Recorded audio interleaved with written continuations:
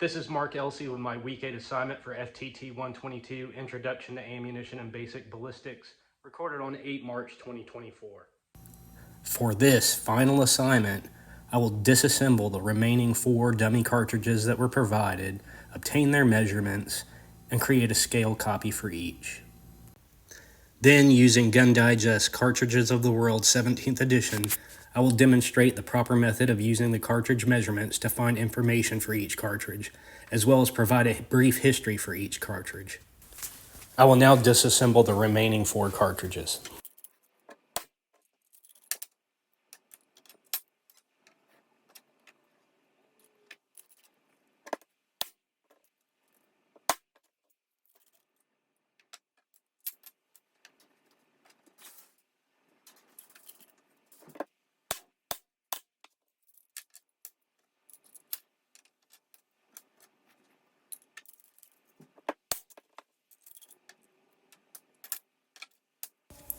I will now obtain the required measurements for all 4 cartridges.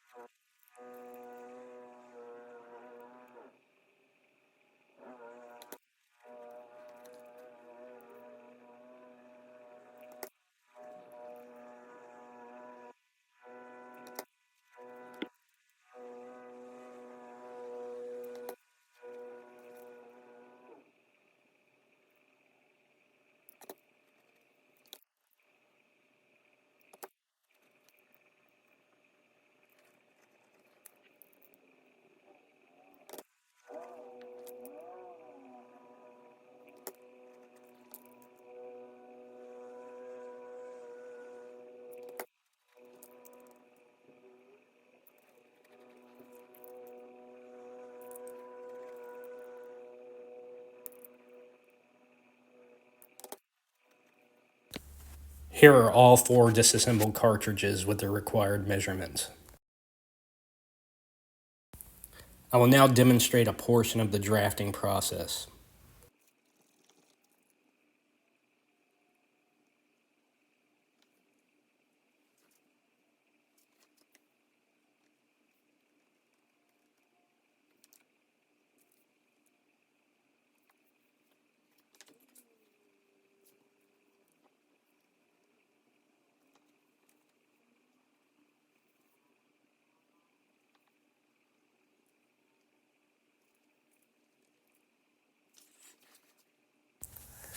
Here are all 4 scale copies with the required measurements. Using Chapter 12, Cartridge Identification by Measurement, out of Cartridges of the World, I've been able to match up my measurements with the measurements in the book. Using 9mm Luger as an example, for bullet diameter, I have .355, which matches my measurement. Neck diameter is at .380. The diameter I got from the cartridge was .375, so a little off. Shoulder diameter is not applicable. My body diameter was .385, but it's not listed here. Base diameter is .392, according to the book. Mine was .387. And rim diameter, according to the book, is .393. And mine came out to .388. So around 5 thousandths of an inch variance. But all of the bullet diameters that I have encountered in cartridges of the world exactly match my measurements. I've gone through and